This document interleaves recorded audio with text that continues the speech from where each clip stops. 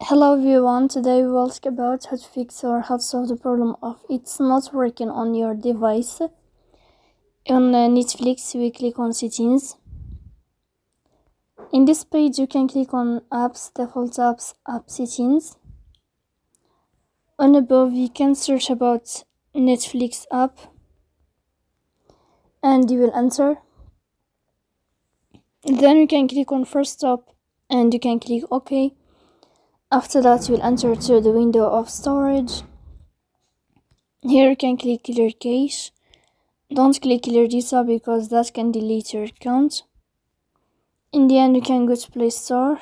You can search about Netflix and you can update your app. Then you can update your app if you will find update here in this plus sign. So please don't forget to support us by like and subscribe. See you next time.